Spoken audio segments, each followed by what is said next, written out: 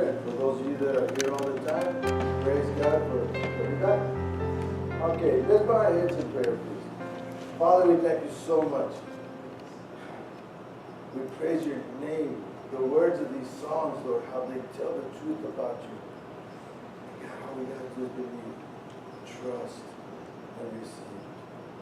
And Holy Spirit, I pray that each one of us have the hearts, have the mindset, have the spirit and attitude to hear your word today. Holy Spirit, speak through me, that every word I say be your word.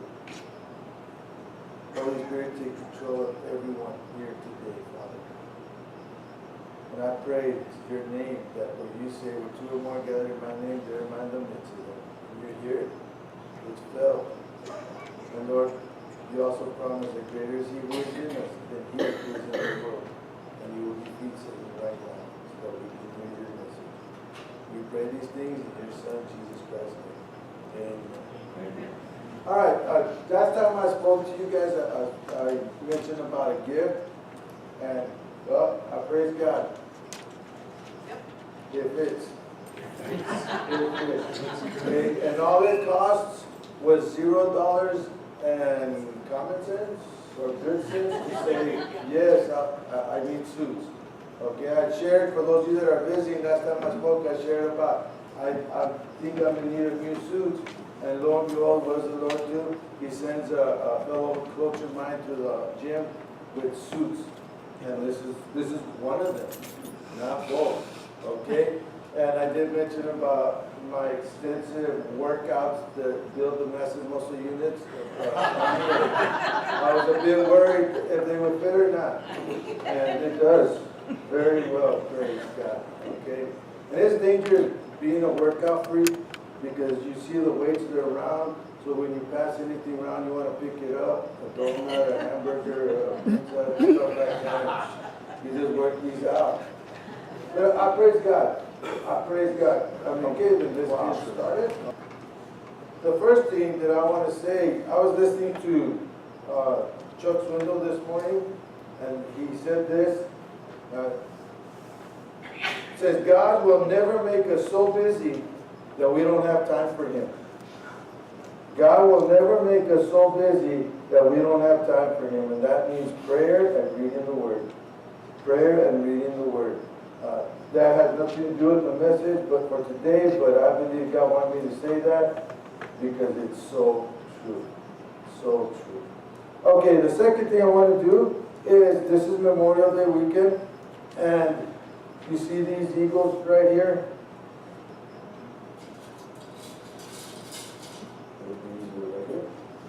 Okay, if any of you have lost a loved one in the military, if any of you have lost a loved one in the military, you are more than welcome to take this. This was bought with you in mind. And after the service, you can come up and get one. We're so thankful. We're so thankful for those who are willing to join the military, to defend us, so that we may keep what we have. And the main thing is the ability to praise God, talk about God, live for God, go to church whenever we want. And we thank you, and we thank them very, very much. Okay, the message. The choice is ours. Whose example do we want to follow? The readings that I had to choose my message from for this week are out of John chapter 8, 9, and 10. And the Lord showed me to go with these verses on chapter 8 and chapter 9. The Samaritan woman accused of adultery. If you've been to church a lot, you know the story. But Jesus went on to the Mount of Olives. At dawn he appeared again in the temple courts, where all the people gathered around him, and he sat down to teach them. The teachers of the law and Pharisees brought in a woman caught in adultery. They made her stand before the group. Now I'm going to be skipping verses. Verse 7 now. When they kept on questioning him, he straightened up and said to them, "Let any one of you who is without sin be the first to throw a stone at her." Again he stooped down and wrote on the ground. Jesus straightened up and asked her, Woman, where are they? Has no one condemned you? No, sir, she said. Then neither do I condemn you, Jesus declared. Go now and leave your life of sin. A few things that I believe the Lord would have me, that wants me to focus on here is number one, she did not leave when everyone else left. I know that if I was in trouble and people started leaving and everybody was, boom, I'd be gone right with them. I wouldn't stay there to find out what you're going to tell me. You know? But she stayed. She felt, in my opinion, she felt something about this man. She knew there was something special about this man. Okay, it doesn't say that, but that's an opinion. Why else would she stay? Nobody's here. I can go. But she stayed. That's awesome. Okay? That's just something that caught my heart, and it's like, wow, Lord, she could have left. And she stayed. She did not question Jesus when he did not condemn her, nor when Jesus told her not to sin anymore. Well, everybody's doing it. I'm not the only one. So where's the man that I was with? But why didn't they bring him? She didn't do anything like that. Nothing like that. Even when they brought her, it doesn't say she was yelling, screaming, shouting. She didn't say, I'm innocent. She didn't say, others are doing it. She was just there. And she didn't try to justify her sin. She didn't try to justify her sin. Talk to people nowadays who sin. Child abusers, cheaters, liars, thieves. Talk to them and they justify it. It's because of whatever. They try to justify. She didn't. She stood there and apparently she was willing to take her punishment. Maybe she knew the law, that she was supposed to be stoned to death and she was just going to take it. I don't know. But she did not try to justify her sins. Yesterday, I dropped off some clothes at the cleaners.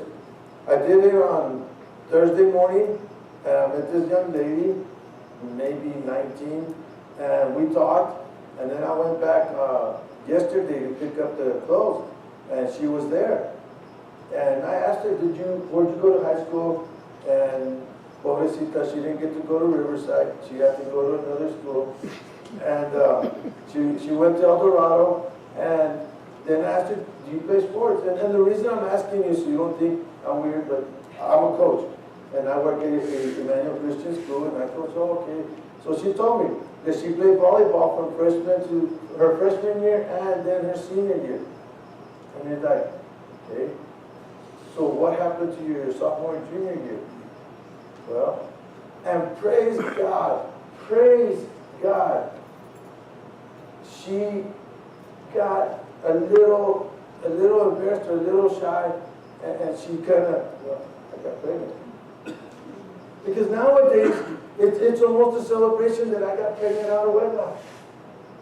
You know, oh, I'm pregnant, oh, I'm having a baby. And it's sin. It's wrong. Okay, it's wrong. God says not to. That's why it's wrong. But she kind of did this, and then I believe it was the Holy Spirit that had me to hey, man, it's okay. And I was surprised these words came out of my mouth. I said, everybody sins. Because most times if you tell somebody everybody sins, they use the word sin. Well, who are you to judge? Well, what makes you the judge? And they come, and she didn't. She even looked up and kind of smiled. I said, everybody sins. But you know what's even greater? You know what's great about? God forgives all sin. God forgives everything. And she just smiled. And she says, you're right. You're right. He does. And I praise God for that time, but she didn't try to justify it. She didn't come up, what do you mean? Everybody's doing it. It's not sin. It's not wrong. I'm not the only one. She didn't come up with that.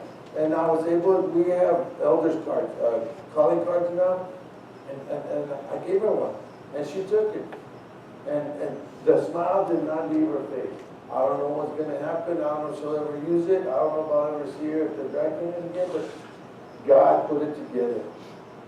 And she did not shut me up. She did not give me a look like, you know, another weirdo.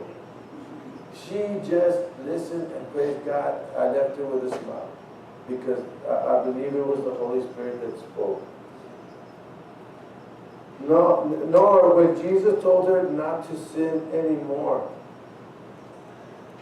It doesn't give the history of her life after that. But I would be willing to bet that she left that life. I would be willing to bet that she gave up that life. Without question, she gave up that life. How many sins have we stopped doing because of God? Not because of a pastor up here, not because somebody is trying to put you on a guilt trip, not because whatever, but because God says it's wrong to do. How many sins have you stopped doing because you called on the Lord and He's taken control of your life and He's blessed you beyond measure? How many of you got attacked by the devil this week? How many of you got attacked by Satan this week? Okay, how many of you had some hard times this week? But you know what? Praise God you're here. That's a praise God. You're able to come. And this is where we get the help, not the building, but each other and hearing God's word. If you don't listen to any other thing that I say, if you think words that are coming out of my mouth are senseless, listen to the scriptures I read, because those are not. Let the scriptures come in and take make a home in your heart, because that's what matters. I could make mistakes, I could teach wrong, I could give my opinions. That's not what it's about being up here. It's about the Word of God. God told my mom to stop smoking. In one day, she gave up smoking. God told my mom to give up drinking. She calls herself an alcoholic. I don't agree. In one day, she gave up drinking. In one day. What a miracle. It's not going to happen like that to every one of you. It's not. Okay? There's still sin in my life that I've been committing, and God help me. God help me. God, I don't like doing it. I don't want to. And it's still there. And it's not because God wants me to keep sinning that way. It's not even, it's nothing like that. But I'm praying for God to work the same way in my life, to say, one day, and then it's gone. One day and it's going to be gone. And I keep praying, I keep lifting it up. So you guys, what God has told you to stop doing it. Because God has told you to stop doing it. And to help you think of all the ways you can praise God. God, is because of you I have this, so I'm going to stop. God, is because of you I have that, and so I'm going to stop. God, is because you've done this in my life, so I'm going to stop. God, is because you've done that in my life, I'm going to stop. Okay? You children, wow, parents, wow. That's motivation right there to stop doing the things that God has called us to stop doing. I love them. I love my children. So I don't want this to be a part of their life, so I'm going to stop. I want to show them that when God tells me to do something, like I expect you to do what I tell you, I'm going to stop. Use your children. Use the blessings that God has given you to stop doing the sins that He has told you to stop doing. That's motivation. We all need help. How many sins are we asking God to help us stop doing? You know, God help me. God help me. Turn to Him. Turn to Him. Use His promises. Use them. Okay? I'm a coach. It's a very, and I don't mean this in a it can take my life situation, but it's a dangerous situation being a coach, because as a coach, you have to think and believe that you can do it. You have to. And another thing about it is, if Rob is looking for a job and he's going to apply for my position, I have to think and believe, no way, I can coach better than him. Okay? I have to think that way. But I can do it with arrogance. Right. You coach better than me. Come on. You know. I don't have to do it that way. You know, I just, I believe I can do it better. I've been doing it for this many years. I have this much experience. I've had this success, and add humility to it. But it's dangerous as a coach. Oh my goodness. My hero as a coach is Tom Landry. Some of you, if you weren't born, you don't know him. Some of you don't. Tom Landry, he was a super, super godly Christian. And he wore, they called him the man with the funny hat. He had a fedora.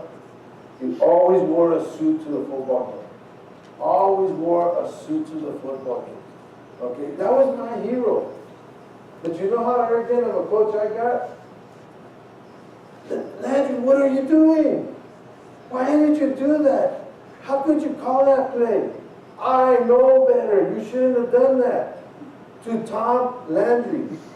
Okay, went to the Super Bowl 3 times, won 2 of them. Tom Landry, that innovated defenses. And do you know that we as coaches, we are allowed assistant coaches, and we have what's called an offensive coordinator and a defensive coordinator, and you have the head coach. Okay, the offensive coordinator is in charge of everybody that runs with the ball. Okay, everybody, the line, the blocks, everybody. And then he has his assistant coaches. The defensive head coordinator is in charge of everybody that attacks and tries to hit the guys with the ball. Okay? Tom Landry was both on his team. He did not have an offensive coordinator. He did not have a defensive coordinator. He was them. He was so smart, so good. And yet in my arrogance, I questioned him. Hey,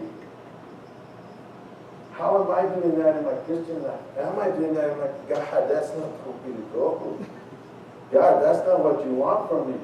You want me to go work at that school? That's not God. There's no way. There's no way. But he knew. He knew by me going to work at that school, I know this is material, but I got to get a brand new truck in 1988, and it still runs, okay?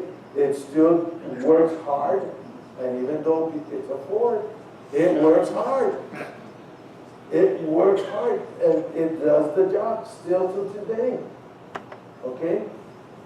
We got a house. Okay? We were able to afford new suits when we get them.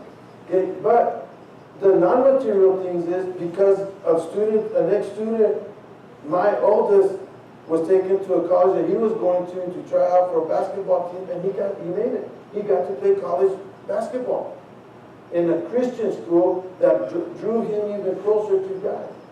My middle child got to go play football there in a Christian school. He lasted 1 year, but because of that, he was able to transfer to Dallas Baptist, and he drew closer to God. My daughter ended up going to the same school my oldest one graduated from. All 3 of them went to the same college, at least for 1 year, but my oldest and youngest graduated from at a Christian place. Because I went to a place that I got mad at God for sending me. I got mad. I wouldn't believe this, really believe this. I wouldn't eat. Okay? My wife's cooking, I wouldn't eat. Okay? The donut shop, I passed it by. I wouldn't eat. That's how angry I was at God. How the students, those first 2 weeks, even talked to me after that, I don't know, because I went to work. Open up your books. Okay, this is what we're doing. Boom, boom, boom. But God opened my eyes and said, did he open my eyes? I want you here. Behave or else. Praise God, I listen. Praise God, I listen. Okay, and I still hang around, I still keep in touch with students from that place. And that was God.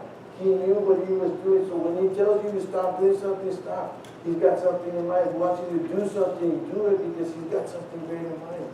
He's got a blessing for you and those around you. My family was blessed. I went from a $700 a month job to a $1,200 a month job. And I don't take jobs for the money. call me dumb, but I don't take it for the money. I don't. Okay? First it started a little thing between my wife and I, but praise God, we accept each other's ways of getting jobs, and that's the way God works with me. So God knows when He's telling you something, to do something, He knows the end result. Trust Him. Trust Him. Go with Him. Okay? Are we calling our sins sins? How many things are we doing that we know are sins, but we don't call it sin? How many times we call sin a mistake? Oh, my bad. That's what we used to say. I don't know if they still do. But, you know, it's not a sin. It's a wrong. It's a mistake. I shouldn't have done it. Instead of saying, I sinned. Call them that, and your life will change. Call them that, and you will be a better person. You'll be a better Christian, and you'll be able to help people more. Call it that. Okay? The man born blind from birth. Starting at verse 6. After saying this, he spit on the ground. This is Jesus. After saying this, he spit on the ground, made some mud with the saliva, and put it on the man's eyes. Go, he told him, wash in the pool of Siloam. This word means sent. So the man went and washed and came home seeing. How then were your eyes open? They asked. He's in front of the Pharisees. They're asking him. And so he says, he replied, the man they called Jesus made some mud and put it on my eyes. He told me to go to Siloam and wash. So I went and washed, and then I could see. They brought to the Pharisees the man who had been blind. Therefore the Pharisees also asked him how he had received his sight. He put mud on my eyes, the man replied, and I washed, and now I see. What have you to say about him? The Pharisees asked. It was your eyes he opened. The man replied, he is a prophet. A second time they summoned the man who had been blind. Give glory to God by telling the truth, they said. We know this man is a sinner. He replied, whether he is a sinner or not, I don't know. One thing I do know, I was blind, but now I see. Then they asked him, what did he do to you? How did he open your eyes? He answered, I have told you already, and you do not listen. Why do you want to hear it again? Do you want to become his disciples too? Then they hurled insults at him and said, you are this fellow's disciple. We are disciples of Moses.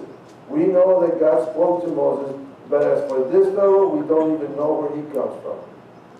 The man answered, now that is remarkable. You don't know where he comes from, yet he opened my eyes. We know that God does not listen to sinners. He listens to the godly person who does his will. Amen. Nobody has ever heard of opening the eyes of a man born blind. If this man were not from God, he could do nothing. Jesus heard that they had thrown him out, and when he found him, he said, do you believe in the Son of Man? Who is he, sir? The man asked. Tell me so that I may believe in him. Jesus said, you have now seen him. In fact, he is the one speaking with you. The man said, Lord, I believe, and he worshipped him.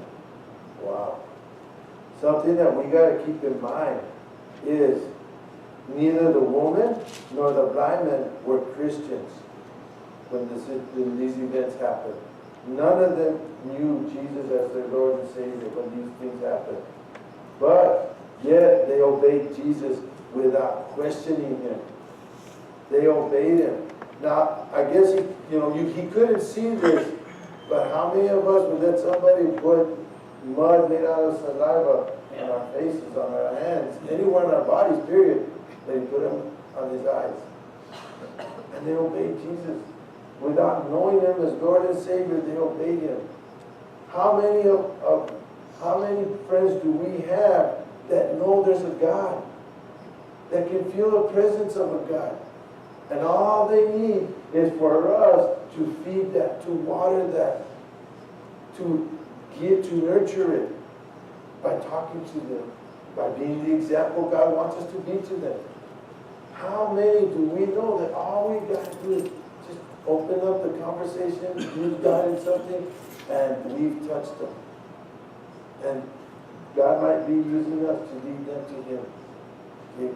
These guys, the woman and the man, felt something about this man.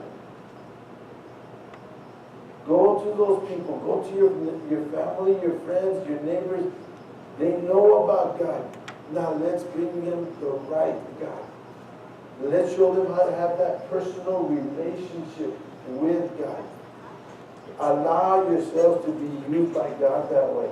Are you doing exactly how and what God has told you to do? Are we telling mean, ugly people what God has done for us?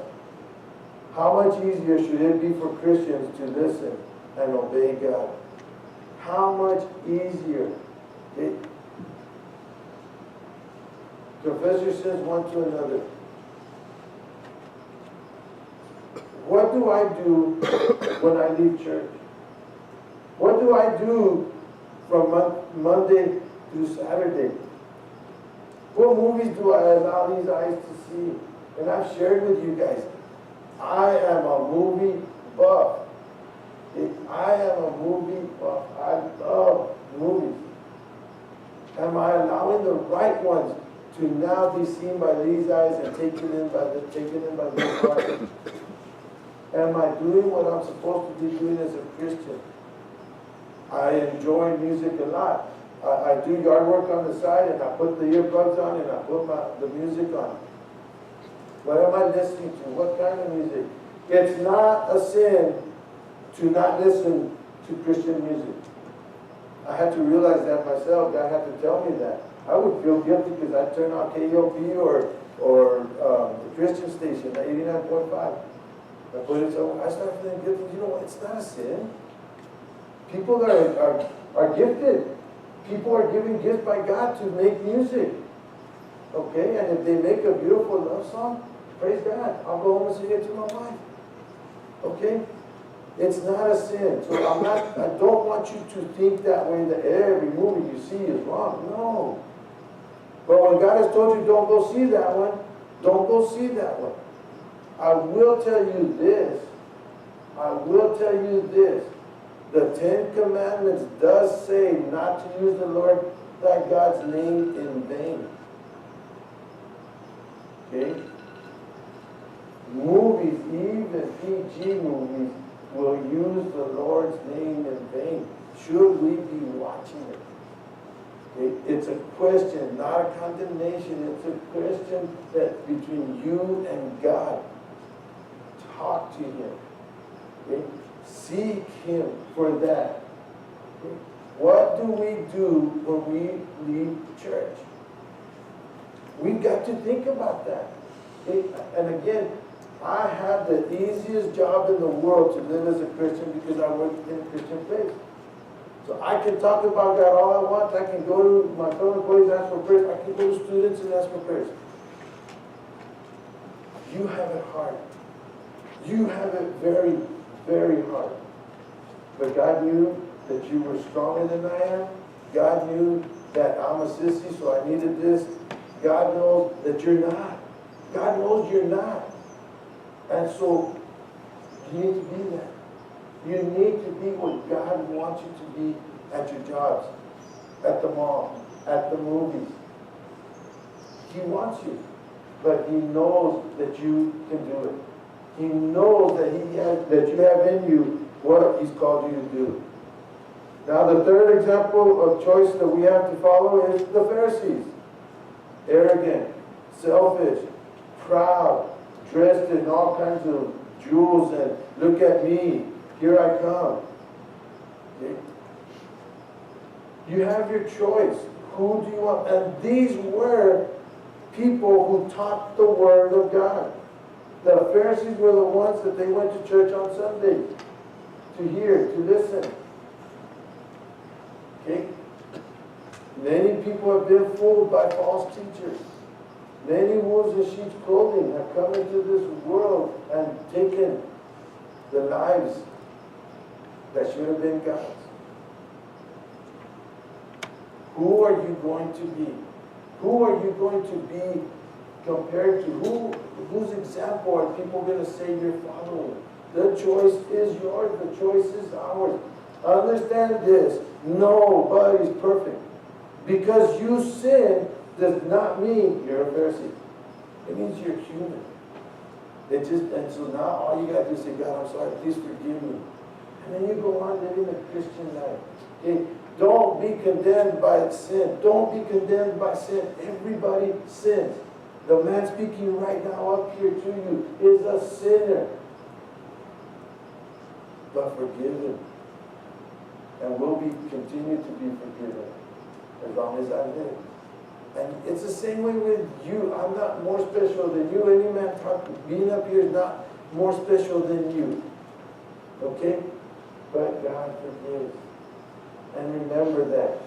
Now, just some examples to encourage us to live the Christian life in closing is Moses. Moses gave a little struggle in obeying God. But then he said, okay, God, I'll do what you want me to do. I'll go where you want me to go. Well, he got to be the main person in the Exodus, leading all those people out. He got to see manna being provided by God, so people wouldn't starve. He got to see the water coming out of a rock. Man, I wish we could do that in El Paso right now. You know? He got to see that. He got to be used by God to do those things. And understand this. Moses, Joshua, Jonah were as human as you and I. Were as human as you and I. Okay? Then he got to see the parting of the Red Sea. He got to perform it. God used his hands to do it. Imagine being used that way. Well, I would imagine that we would have the same thrill as the parting of the Red Sea, as seeing the water from the rock, as the manna. If we lead someone to Christ, if we planted the seed, if God used us to heal somebody because we prayed over them, we laid hands on them. That's in our ability to do, if God so chooses. If God so chooses. Then Joshua, imagine being the general of an army. Imagine being the general of an army and being told, march around that building. March around the building again. March around the building again and again and again. Can you look at our army right now and see that happen? It's like, no way. No way. That's not what I was trained to do. That's why we have these big old guns and bazookas and tanks and all of this stuff. But God told him to do that. He obeyed. He obeyed. And what happened? The walls came tumbling down on the enemy, and he did not lose one soldier or one person, nothing. Did not give up a life. As a matter of fact, there were people even saved because of that were in Jericho. But because he obeyed. He heard God and he obeyed. It doesn't have to make sense to us. It does not have to make sense to us. Because sometimes when it doesn't make sense, we absolutely know it's God. Okay? But don't wait for it to make sense. Then the last one is Jonah. Jonah ran away. God, I don't want to do that. These are evil, mean people. How in the world? I don't want to do that. And he ran away. He ran away. And finally he listened. And what did God use him to do? Save a nation. Now, God saved the nation through him because he was obedient. A nation. Not just a church, but a nation. So you guys be encouraged. As odd as it seems, as weird as it seems, as why in the world as it seems, do what God tells you to do. And we don't, it might be one day, it might be 10 years before we see the wow. Okay, Lord, I'm glad I did. Let's bow our heads in prayer. Father, we thank you so much for your word. We praise your name for the encouragement that it is. We have another choice. We can take it as conviction and guilt, or we can take it as, thank you, Lord, that you want to use me this way. Thank you, Lord, that all these things I'm capable of doing if I just trust in you. So, Father, I pray that everybody in this church right now would receive it that way. Now, Father, help us this week to live for you. Keep us safe this weekend. As you see, there'll be a lot of celebrating. wherever we drive, watch over us, get us home safely. And for those that are traveling, the same thing, Lord. Send your angels to be with them, to protect them. We pray these things in your Son, Jesus Christ's name. Amen. Y'all have a good Memorial Day weekend, and remember, if you want one of these, they are here for your taking.